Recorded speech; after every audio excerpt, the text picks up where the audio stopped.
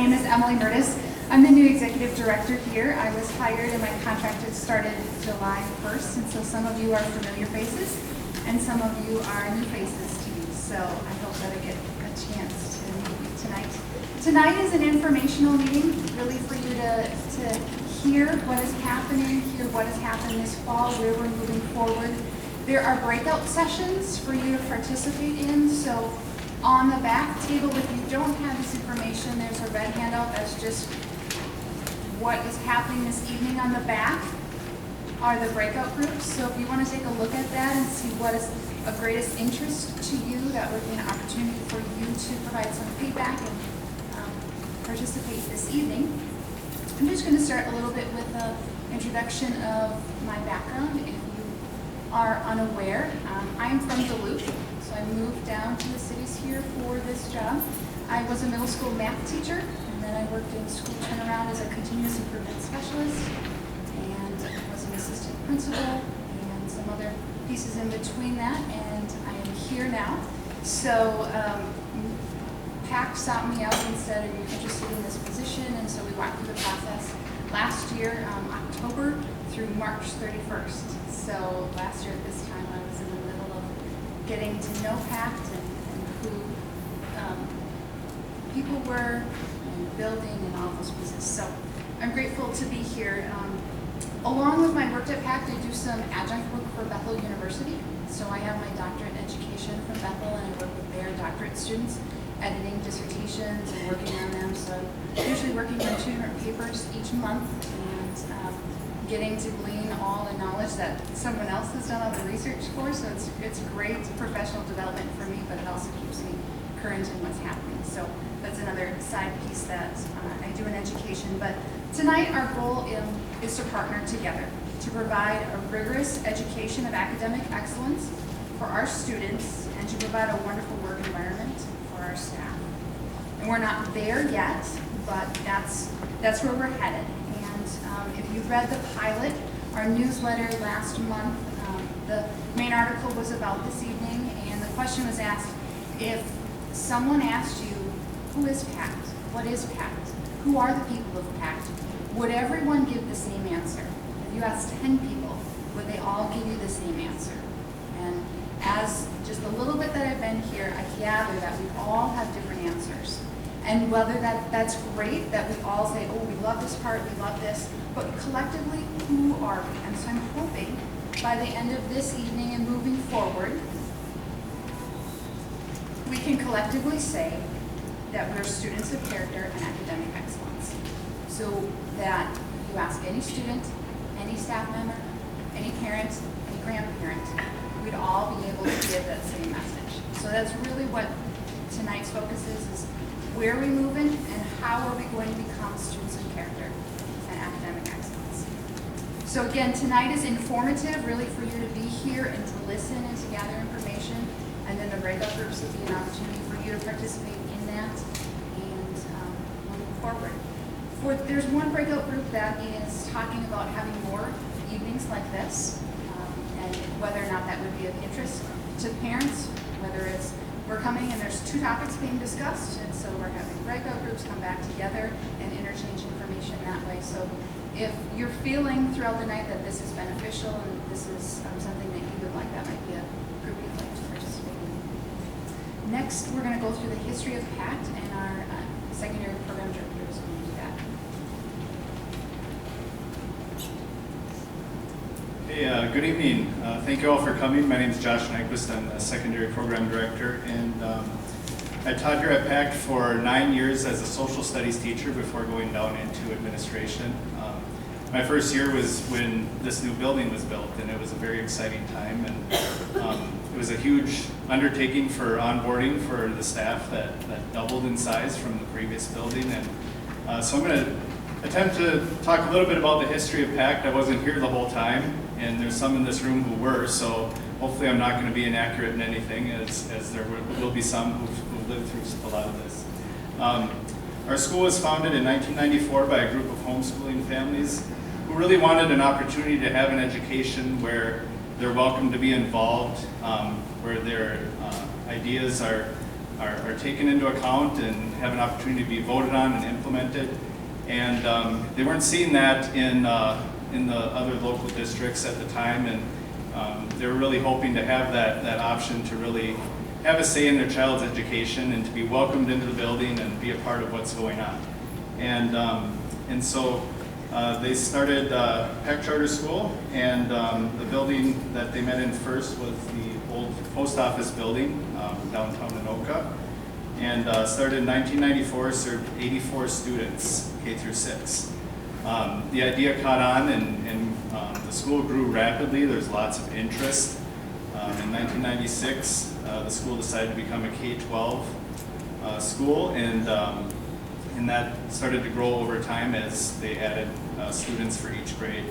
And then 2000 was the first graduating class here at ImPACT. ImPACT did move on and grow and expand in these years, and moved into 2 separate buildings. There was an elementary building shown there on the left. That was 1995, and then the secondary building, 1996. The building on the left was an old racquetball court.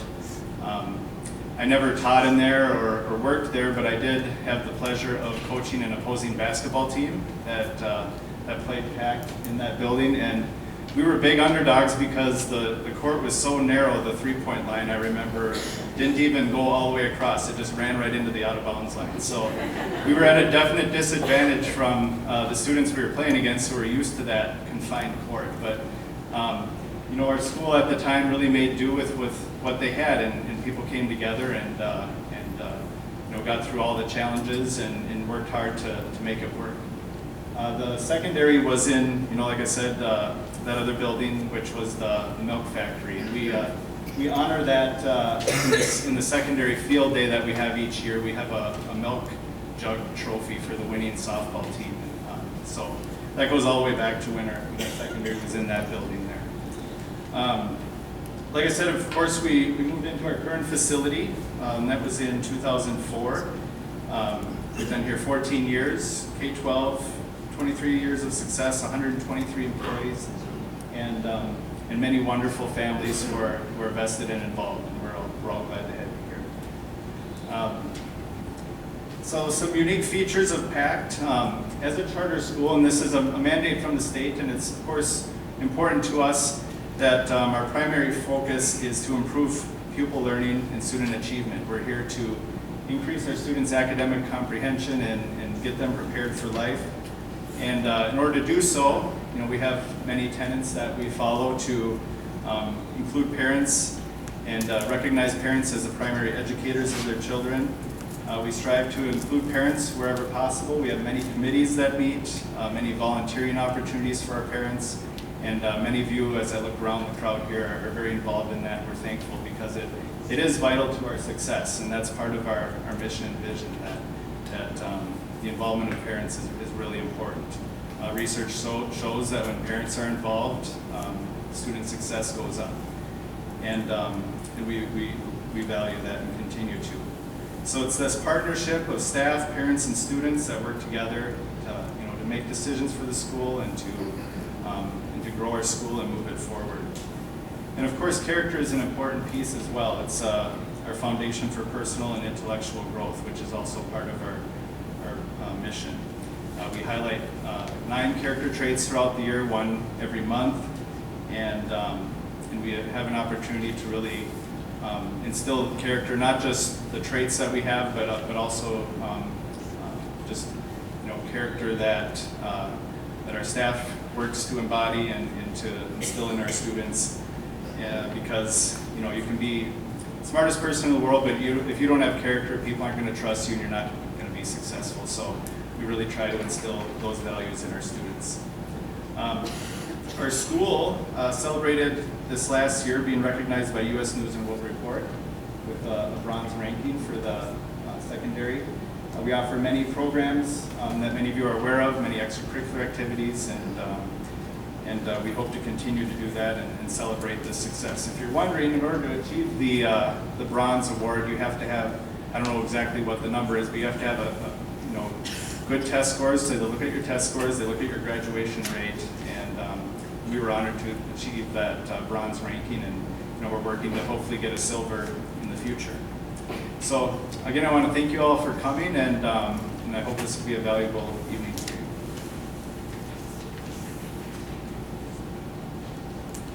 Next, our speaker is Dr. Sean Dickers. He's been an educator for over 20 years. He was a middle school teacher.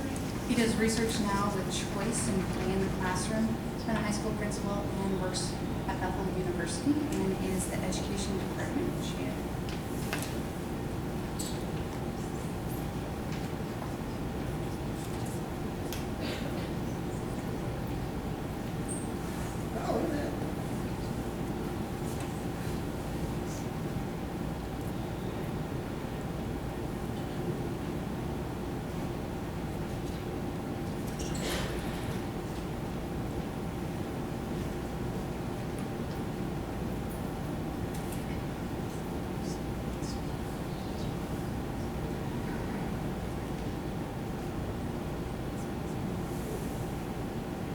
Thank you.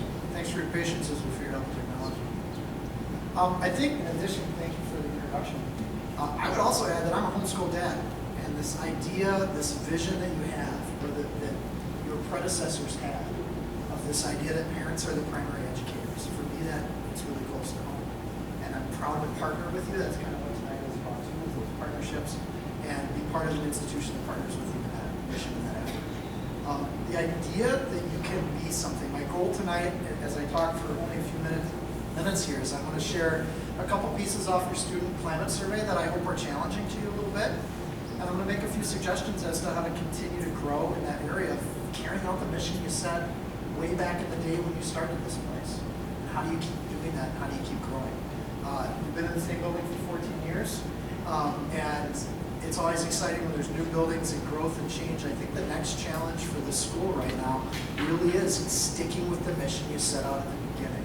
Not only that, I'm convinced that that particular mission that you have can make this school one of the top schools in the state and in the country. I think there's the promise of that idea that parents are part of the education process is one of the key things. So I'm also going to share a little research to help you back that up so that you have talking points. You know how to talk about that.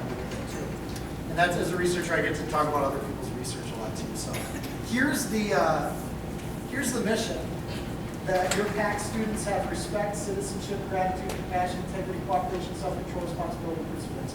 Wow, if you graduate hundreds of students over the next few years that have those characteristics, that's a mission. And I think it's more important than any test score or anything that's out there. If these things are in place, they're going to be successful in life. I know I ran for mathematics my whole childhood career and all the way through high school and even college. My math class in college was philosophy and language because I could get my math credit for when I did that. What I discovered though is to get into a doctorate program, I had to take the GRE, which meant I had to learn math. So as the principal of a high school, I had awesome math teachers that trained me in a few months. The perseverance, the character, the integrity in those pieces, you can learn any subject, any place, any time. And as the mind develops, if you have an interest and a passion to do it, if the work ethic is there, your kids will be able to go after those goals that they have. And those are essential. What happens when we start looking at some of these pieces around what really does matter in education? I would ask these few questions. Is that mission I just had up on the screen, is it really worthwhile? And as a group of people, and I know I'm talking to the dedicated parents, the ones that showed up tonight, I get that, but this is kind of a community question for you too, is if that mission's really worth it, there has to be work that makes that happen. There has to be a commitment to actually make that happen in every way that we can. How are we doing on that mission? I'm going to show you some statistics that might be a little challenging, they would be for me, and what can we do about it? And hopefully give you some things where we leave here with some encouragement and hope that these are really solvable things, and these are things that we can move forward.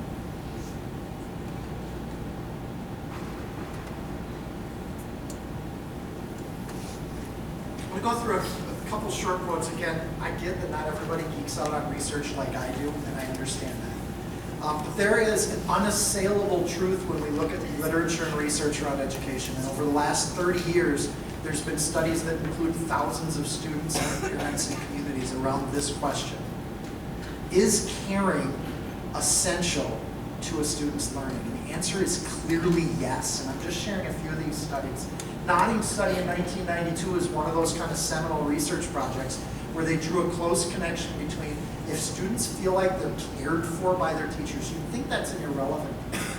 But if they feel like the teachers care about them as a human being, the learning skyrockets.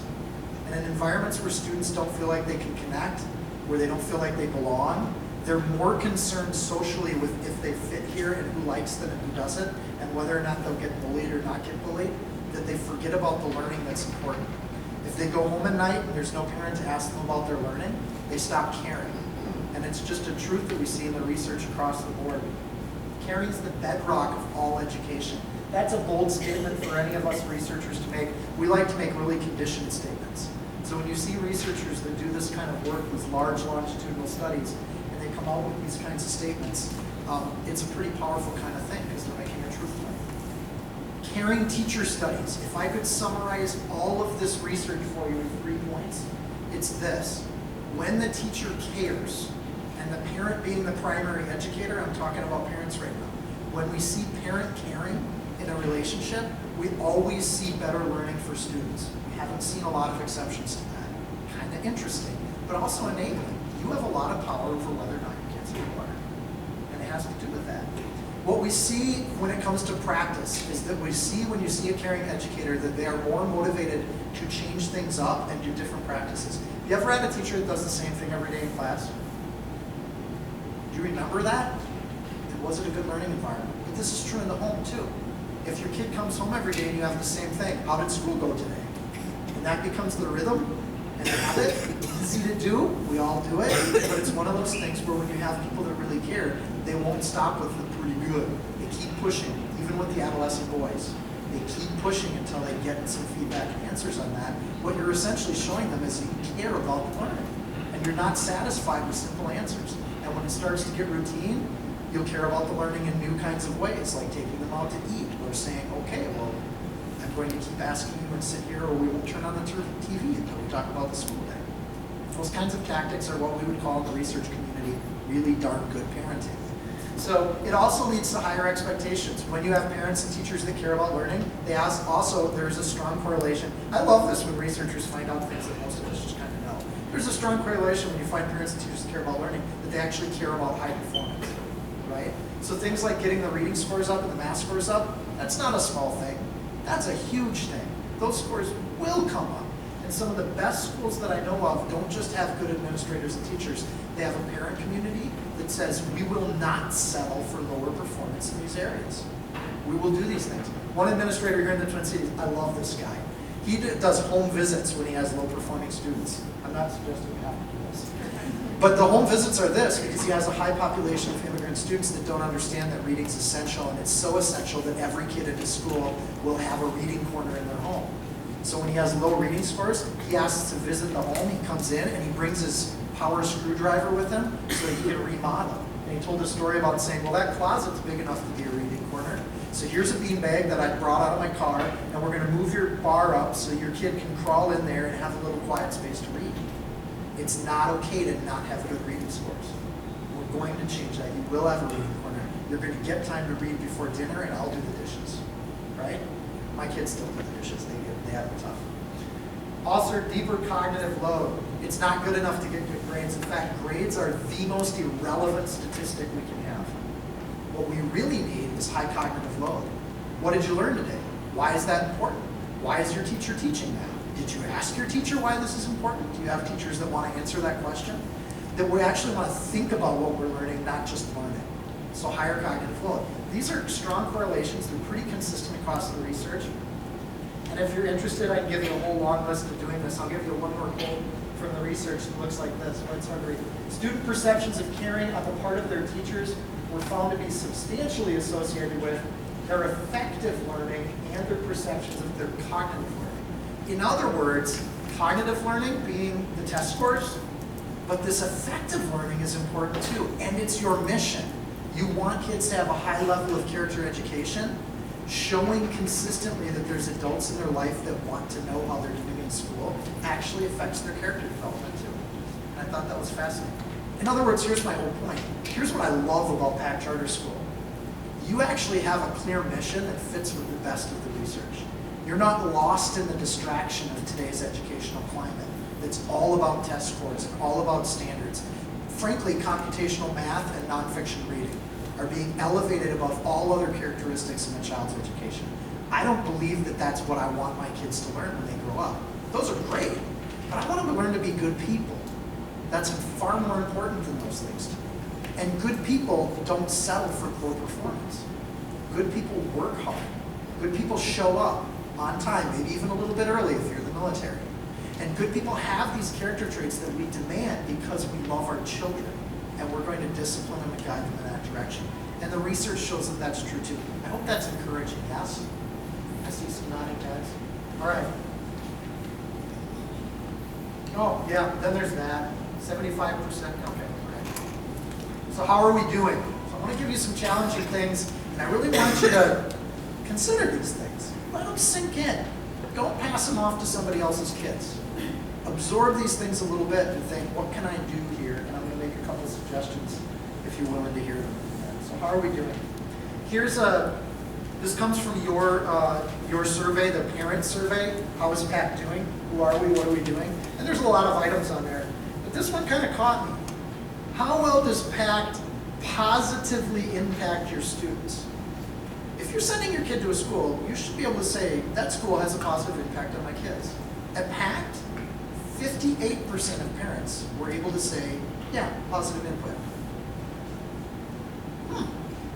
I just want to let that sink in a little bit. I'm going to show you two more, maybe three. It's been a while since I've looked at this slide. This was from your student survey. Students said, here's the question, the prompt was, is there at least one adult that you can trust and talk to at PACT?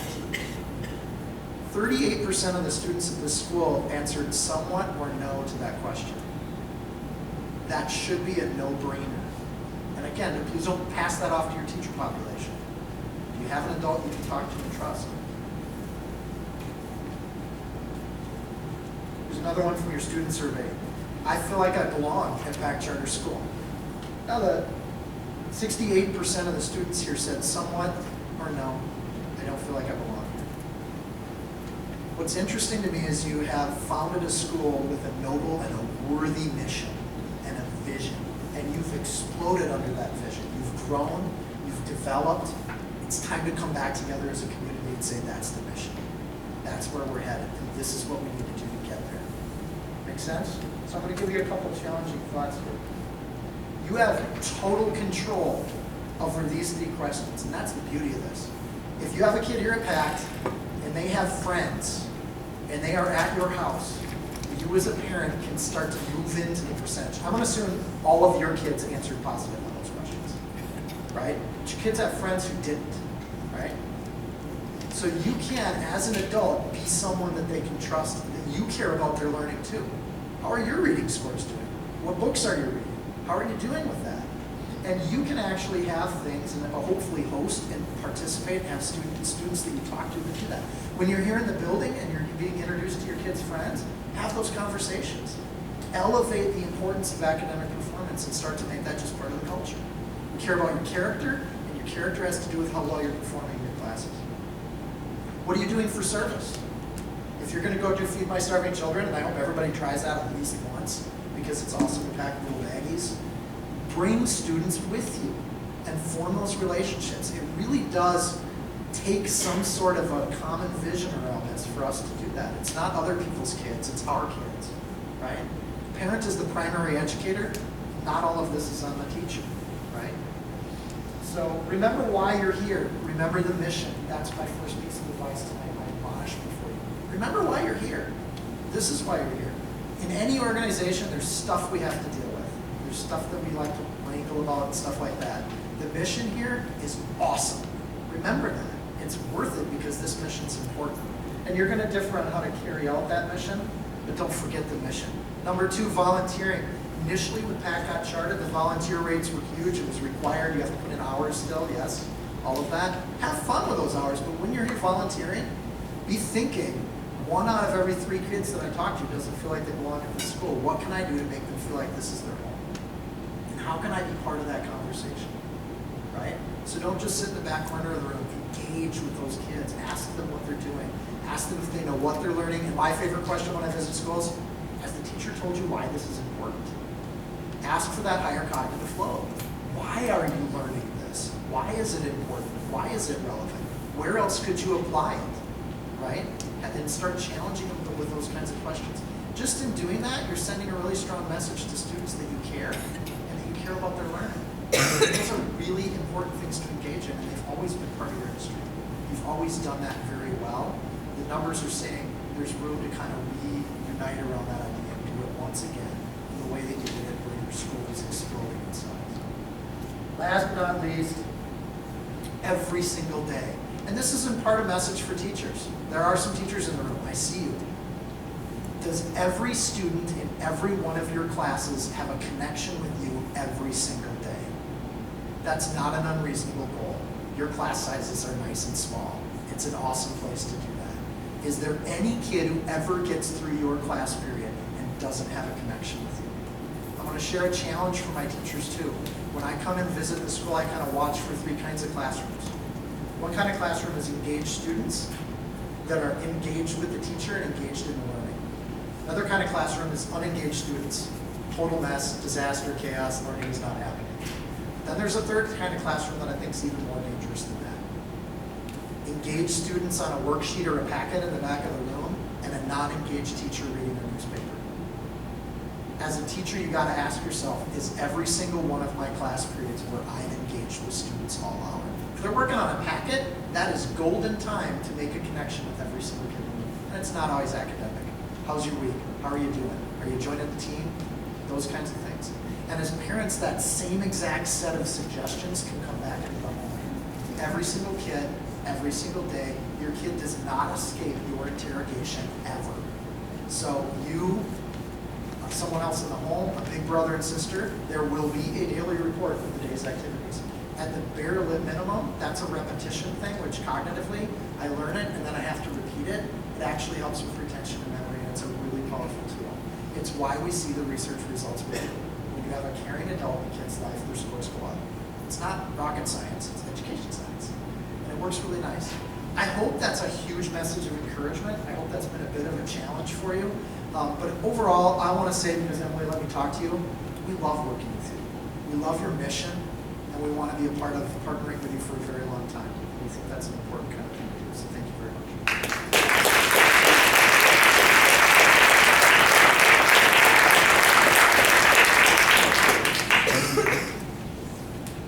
Next, if you didn't get a handout in the back that says the school improvement plan, you might want to go snag a couple copies back there. We're going to take a look at that kind of in detail.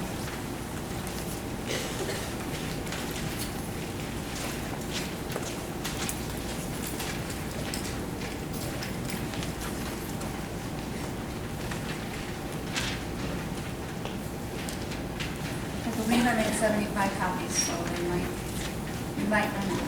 But this school improvement plan comes from doing work that was done in August, and so it's called a comprehensive needs assessment. The state of Minnesota puts this out, and so we spent multiple days with different groups of people, and it looks at 7 critical areas of a school: continuous improvement planning, leadership at all levels, parents, families, and community engagement, data and the use of its results, curriculum, instruction, assessment, and intervention, job-embedded professional development, and the climate and culture for learning. So several days spent looking at all of these. They were long days, intensive, and from that came this school improvement plan. And so we're going to walk through this so you understand what all these pieces are. And again, you'll see in the middle, students of character and academic excellence. That is who we are, and we've been that for a long time, and that's who we want to continue to be. So the first thing we're going to look at is the professional learning communities. Professional learning communities are also called PLCs, and it's when you have the same grade level teachers working together or the same subject level teachers. So in our elementary, our first grade teachers are working together, our second grade teachers working together, and the secondary math teachers together, science teachers together, special ed teachers together. There's different models. That's the one that we are using. And right now, elementary is focusing on reading in those, and secondary is working on their specific subject area. We've had PLCs in our school prior to me being here. They were more sporadic and weren't maybe as laser focused as we've made them this year. However, we have room to improve. For example, on our secondary side, in order to make this happen, we have to have substitutes come in and teach our students so that the teachers can meet together. And then sometimes they meet after school and other times they meet on Fridays. It's not consistent, it's not what we want, and we certainly don't want to be having subs come in and teach our kids because the most qualified to teach our kids in the school building is their actual classroom teacher. So next year we're making changes to the schedule to be able to do these better, but that's what it currently looks like. And next year elementary will also have math as a PLC, so they'll have reading and math because next year we'll have a new math curriculum. So how can they work together to be able to teach that the best possible to our students? We've also been working creatively in the secondary side, so we have some co-curricular where like art, gym, and drama meet together. Well, there's not a lot of common going on there except for that they're all teachers and they have students and they've got goals. And so how can we creatively create some schedules so on the secondary side we can have art working together, gym working together, and music working together. So there's been changes made to drama, there's been changes made to the elementary art, trying to get a partner because we all can do better when we have a partner rather than just being on our island doing our own thing. So we've been very strategic in trying to ensure that there is a co-partner to work on those. And then they're following an agenda this year, and it's something that is repeatable next year.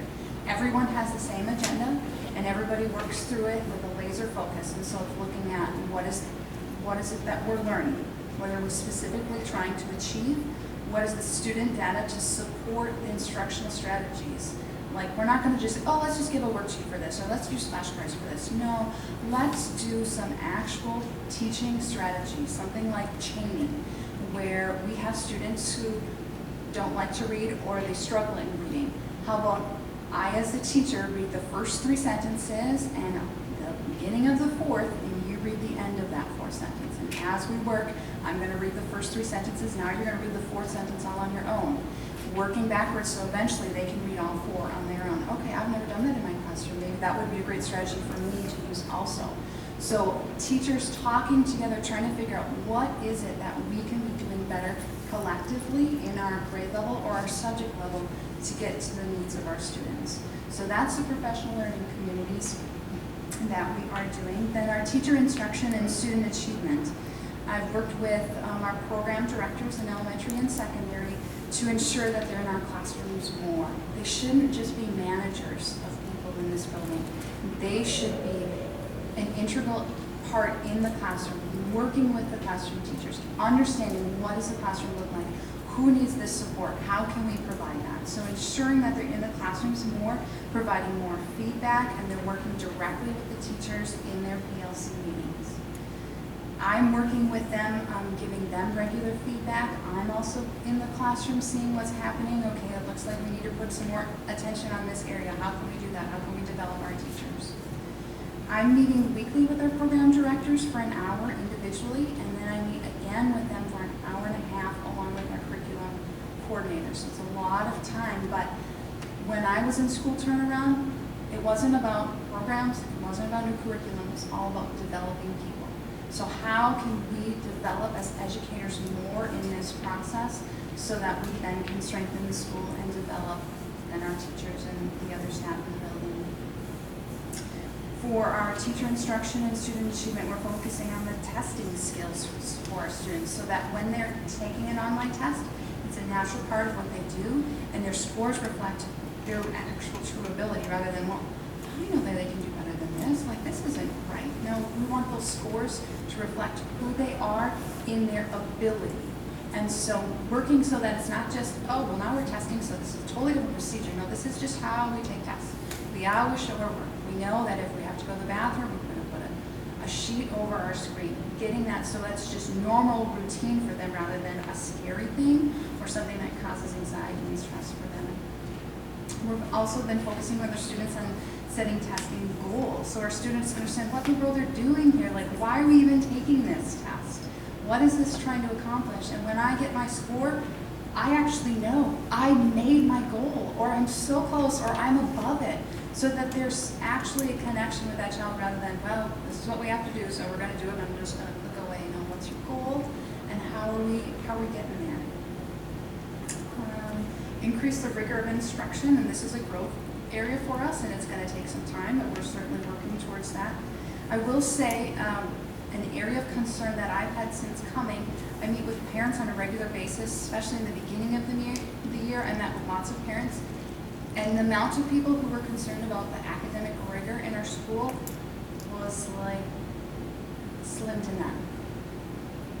I realize we all have things that are a concern to us. There's all things that we think that can happen better in this building, but I don't hear a collective concern from parents about the rigor and the academics and the excellence for their students. So that's something that I'm working on, trying to make people aware that this is a concern area for us, and we need to improve in this. So just so you're aware, character is important, the mission of the school is important, being involved is important. Academics is a huge reason why we're here.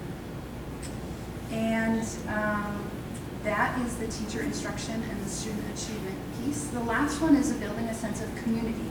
So we had a lot of turnover last year of staff, and especially on our secondary side, so we're working to create a sense of community where you actually want to be here at work, and you want to stay, and you want to be invested. We're looking at the concerns that we've seen in the survey results. This building a sense of community isn't our main purpose, but it's so vital to who we are, because if our kids don't want to be here, our adults don't want to be here, who wants to be here? We need to be a place where people want to work, where our students want to be here. And so it's not only building a sense of community amongst our adults, but adults to students, students to adults. So this is a place that's welcomed and people desire to be here. So though it's not like our absolute #1 priority, it's huge in the success of where we're able to go. So our goal is, in the 2017-2018 school year, PACT Charter School will build community with students, staff, and families by improving, promoting, and engaging participation in school-sponsored events and practices. So these are the ways we're going to do that. Parents, we're working on an updated volunteering system that's electronic and web-based to improve the number of volunteers and the opportunities to be involved. That was clear from the survey results. We are, for our staff, we're established a social team where the group of people ensure personal care of our employees. If someone dies, that we're sending them a card, letting them know that we care about them.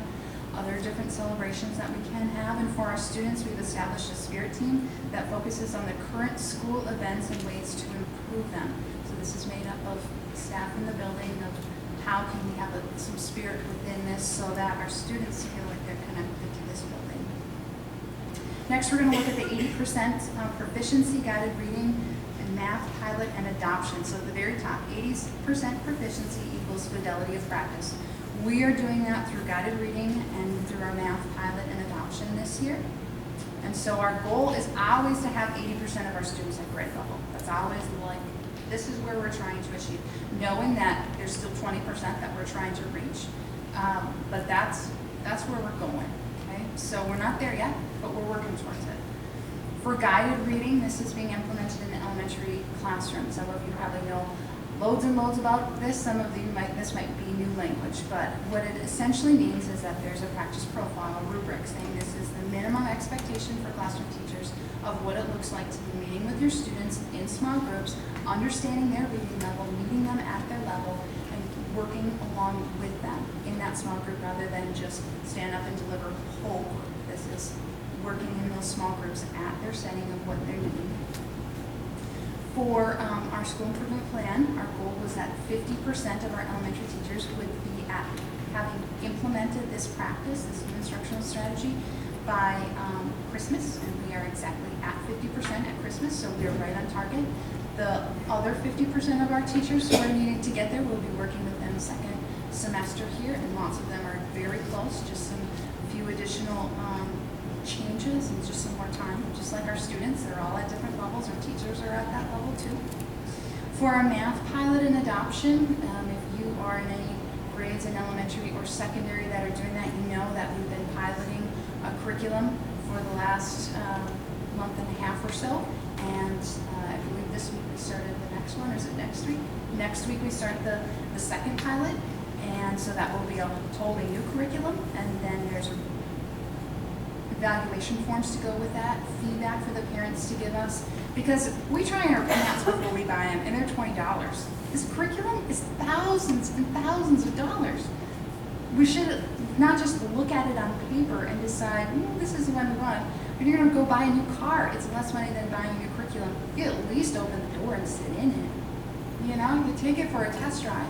And so that's what we're doing with the curriculum, and we'll continue to do moving forward with each curriculum that is up for review and looking at what is it, do we like this, how does this compare to what we have, what are the pieces that are missing, if there are some things that are missing and we decide this is the best one, how are we going to shore up that with some other supplemental materials. So that is something that we're doing on the elementary side and the secondary. Then in the spring here we'll decide which curriculum we'll choose, and then we'll implement that in all grade levels next year.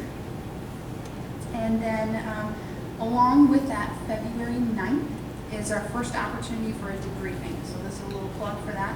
Parents were invited in the fall to be part of a preview night to us say, what curriculum are we interested in? And that parent feedback drove what curriculums we chose specifically in the elementary. So the two curriculum that we're pretty much like, yeah, these are the two we're going to pilot. Because of parent feedback, one of those changed to be a different one. So your feedback is important, and we want that. So February 9th for the parents who've been involved, their children have been involved in this pilot, is an opportunity for you to come and be a part of the debriefing and the discussion around it. If your student has not been a part of that pilot, but you are available that day and want to come and hear what teachers and other parents are saying about it, you're certainly welcome. That's right here in the auditorium.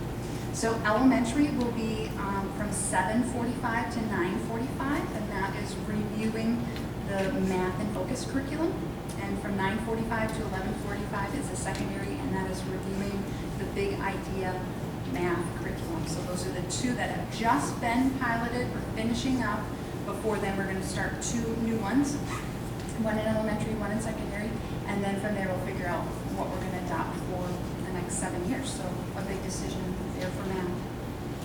Then right below that on the improvement plan, you'll see streamlining efficiencies of school structures and processes. And so we've done some of that with our advisory team building and common instructional strategies. So for me, streamlining, that if you, on the bottom of your sheet, you should be able to see like a little code because there's different marks by it. That is something that is a big focus for me. And so we've started using a Google Calendar. We started using the Google Drive. I work with each person in their role that is my direct report. I meet with them weekly, trying to figure out what support they need, how we can do their job better. In the beginning of the year, there's a lot of different duplicate efforts, so how can we streamline this so that we're not multiple people doing the same thing? Then I also work with our finance manager. His name is Nick, and he has a partner that works with Janelle, and so they're an outside agency that help us with our financials.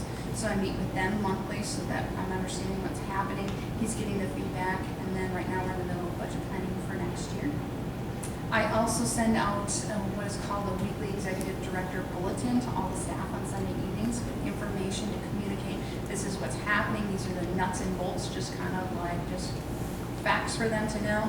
These things are coming up. A board meeting met last Thursday. This is the debrief of it. This is information you need to know. I also include in there what my work schedule is, what days, what hours I'm going to be in the office, who I'm meeting with, if there's outside people coming in, so that there's complete transparency as to what I'm doing in my position, and providing any feedback that I can on information that they need to learn. And then of our staff, I work the most with our program directors and curriculum accountability coordinator. Like I said, I spend an hour with Josh and an hour with Amy, and then an hour and a half a week with Josh, Amy, and Casey. And it's all viewing the lens through how I can equip our staff better. And if I can put them to do their job better, then they can equip their direct reports, which is the teachers and our parent staff. And so working with them to help give them the skills or the resources that they need or the time to discuss things so that they can serve our school to the best of their ability. And then some other things that I've been working on for streamlining later in the evening, we're going to talk about upcoming happenings, and I'll run through those at that time. We have been working on advisory team building, which has been a goal to help our students feel more engaged socially and to the school. And so there's monthly competitions that are being created throughout the school year that they have been doing. And then for our common instructional strategies, as I said earlier, it's not about just, oh, let's get this worksheet, let's do these flashcards, but it's really helping them understand this is what I've been doing in my class, and it's working really, really, really well for these high flyers. Oh, my high flyers are struggling. Like, what are you doing? Can I come and watch, see how you're doing? So that they're sharing those wonderful practices, so they're not on their own island doing their own thing, but they're able to learn from each other. So that is kind of the overarching of this school improvement plan.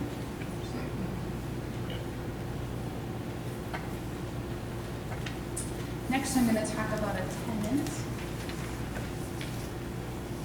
I'm just making sure we're on the schedule here, which we're a little ahead.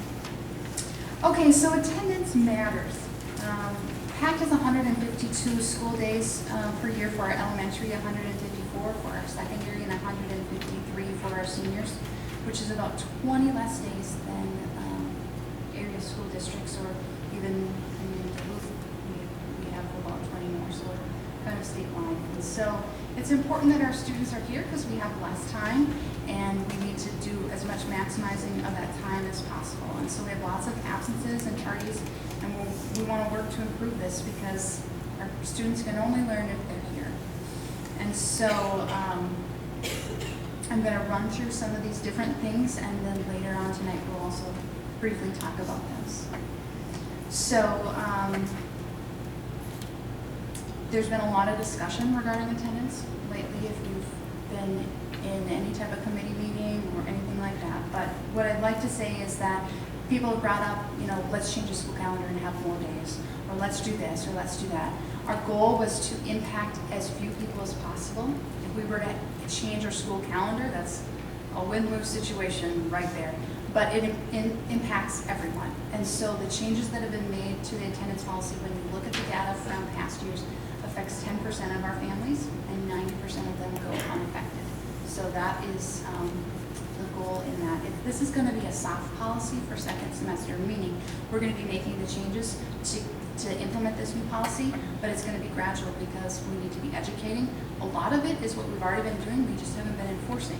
So talking about enforcing what those things are. And so you're going to be able to get these updates, and this is the next piece of attendance. We want you to be aware of this through the weekly program director emails, through an email that I may send out, through JMC, through our pilot newsletter, and then possibly committee meetings. So that's where you're going to be getting information. And we're creating new processes and structures within the school to be able to do the school side of things better than we have in the past. And so we're working with the teachers to understand their roles. On Friday we had a staff meeting, and I talked with them about this is the very first thing that you can be doing, and it's getting your kids in your classroom at 8 o'clock. As I walk around the building, I do what I call rounds of Happy Monday, Happy Friday, stopping in different offices and classrooms, having a personal connection with that person in their space, and I see there's kids all over the place. So I told the teachers, our number one job here in working towards this policy is getting your kids in their room at 8 o'clock ready to go. So know that we're going to be paying attention to that. We're going to start paying attention to tardies. So if you on your end could help get your children here, if having snow, if you could leave your house sooner, so that students are ready to go in their room, ready to learn, starting at 8 o'clock. So that's also the beyond time piece. When I added up this, just kind of from having looked around and see what's going on, and if we had 8 minutes of kind of back and forth, in and out, getting ready, starting the day. So everyone is ready to go in your classroom at 8:08. That is 1,224 minutes, which ends up to be 20.4 hours, which ends up in the school year to be 3 full days. So those 8 minutes of in and out, back and forth, oh, I forgot my pencil, I got this. It ends up being a lot of instruction. And so if you can work on your end to be on time, I'm working with the teachers, program directors working with the teachers to ensure that the kids have everything that they need so we can start class on time. That would be very beneficial. I also want to acknowledge that we have busing concerns. We are all well aware of this fact and realize that that is a problem. So I've been working with our transportation coordinator, we've been working with the bus company, and realized that there's other factors that are playing into this beyond your control and beyond our control. So we're working on trying to improve that because that is a concern also. But if you could support us in that, that would be wonderful. Again, like I said, that we've been working on new procedures, and so this is working with administration and our support staff. And so our program directors are starting to have weekly meetings where they're printing out the attendance report, working with another person. For secondary, Josh is working with our ISC coordinator, which is Robin Wilkinson. And for everyone who has ever wondered what ISC stands for, because I wondered all the time, it's Independent Study Choice. Independent Study Choice. So Robin explained that in the past there's been students who've been able to take different courses of area of interest, and now we have students who are PSEL students or students who are doing some online schooling, and so her room is an option for those. She said that the name kind of, it's just been there all along, she said, but it still kind of works, she said, because there's a lot of independent study going on in that classroom. But so she works on attendance on the secondary side, so she'll be working with Josh weekly, looking at reports, figuring out who should be communicated to, what are some concerns, here's some, trends for this student. Second hour just does not look like that's working well for them. Like, what is the problem? How can we help that student? How can we help that family? And then Amy is working with our administrative assistant manager in the office and our health para, Nicole. We're working on that. And so we're trying our best on every level to have accurate records, appropriate communication, and clear processes in place. So this is a work in progress so that first semester next year we are ready to go. Parents understand things, students understand things, the school is a well-oiled machine. Again, you can be looking in the pilot newsletter for communication each month. We're going to have a section that's specifically talking about a portion of the attendance policy, trying our best to educate you and get you the information that you need. And that new policy is on the website, and so you're free to go on there and take a look and read through that. The biggest area that this all comes down to is communication. Your communication with the school's communication with you. Okay? So if your child is absent, understand that there's sickness, there's something happening in your family where they're not here, communicate with the school. Call the school and let us know that they're not going to be here. In the past, if families have gone on vacation and they haven't notified the school, then they come back and they're like, oh, well, we were on vacation the last week. Those have been excused absences. Well, if you can imagine preparing to be educating kids and all of a sudden someone doesn't show and then they come back after vacation and there's a lot of reteaching, there's a lot of work that needs to be given,